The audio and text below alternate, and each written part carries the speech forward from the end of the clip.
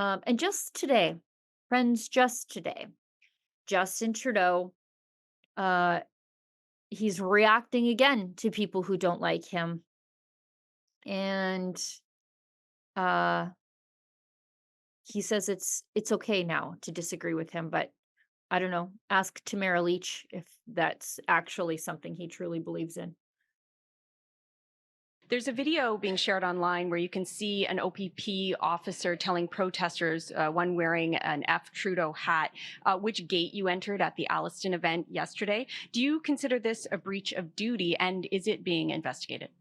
Uh, as you well know, I won't comment on operational or security matters, but I am sure that the appropriate folks are looking into whatever reports these are.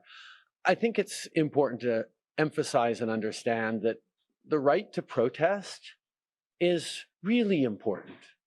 In a Oh, democracy, your freedom to disagree with the government is something we perhaps take for granted here in Canada, but that they cannot take for granted in far too many places around the world.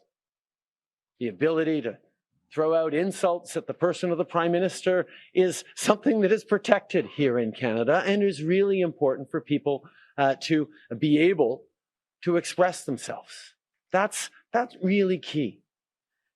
At the same time, however, politicians need to be very, very careful that they don't feed into divisions amongst Canadians, polarizations, or conspiracy theories. And I've been thinking about this in regards to Pierre Poilievre. he's been Anyone thinking, guys. who wants to be Prime Minister of this country needs to be clear with Canadians about whose votes he wants and who he stands with. If Pierre Poilievre wanted to be a responsible leader, I'll even give him the words. This is what he should say. I reject categorically the endorsement and the support of Diagolon and of Alex Jones. Because Diagolon is a violent white nationalist organization, and Alex Jones is a garbage conspiracy theorist. That's all Pierre Poilievre would have to say. But he won't say it. And that tells you about the kinds of choices he's making as a leader. Again, what the hell did Diagolon and Alex Jones have to do with any of this? By the way, Justin Trudeau obviously does not believe that it is a Canadian's right to peacefully protest against the government and to call him names because he froze bank accounts over a peaceful disagreement with the Convoy protesters who went to their nation's capital. It's a place where all Canadians should feel welcome.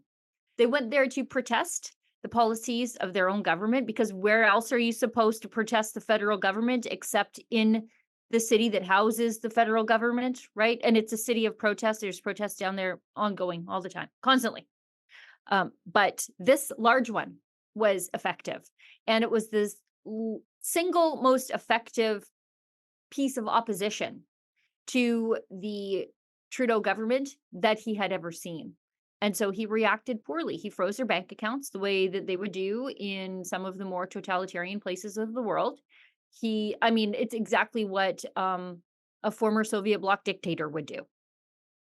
He did exactly that, locking up protesters, like what they do in Cuba. They also freeze your bank account in Cuba. Um, for political dissidents. Venezuela, I mean, take the snow away and put t-shirts on everybody, and this is Venezuela. But it happened in our nation's capital, and he has the audacity to say that it is perfectly fine and it's a thing we take for granted in this country to be able to peacefully protest our government. We don't take it for granted. But there are a lot of people scared to do it now because they have bills to pay and they can't spend 50 days in jail like Tamara Leach did. What sort of violence did Tamara Leach ever do to anybody? Ever. She didn't do anything.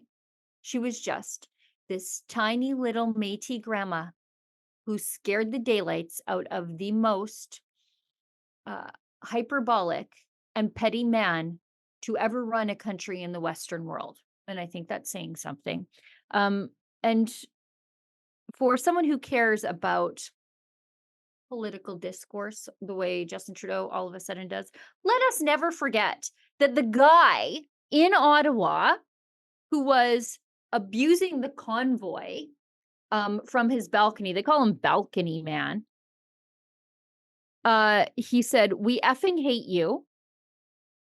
The man from a balcony in Ottawa said during a verbal dispute with protesters in February 22nd, the hostages, which is, I guess, what he called himself as an Ottawa resident, are getting their effing revenge. Watch yourself.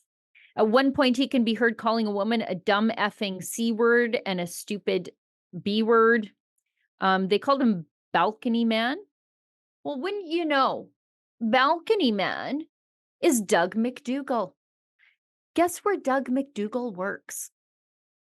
Some of you might are wise enough to guess the PMO, but he didn't make it that high up. Although, who knows? He probably got a promotion. But no, he works as a senior policy advisor for the parliamentary affairs. For parliamentary affairs in the office of the Liberal government House Leader Steve McKinnon. During the convoy, he worked under Mark Holland. So Steve McKinnon is the guy who tried to say, "How dare you, meanie conservatives, make Christian Firth of GC Strategies testify before the House of Commons about how he enriched himself making the Arrive scam app." That's who Steve McKinnon is. This guy's current boss, Mark McDougall was balcony guy. Mark McDougall isn't fired. He actually got a promotion. I mean, Justin Trudeau is going to tell you that you have to pay attention to every tweet that Alex Jones sends. Freak out about Diagolon. Give me a break.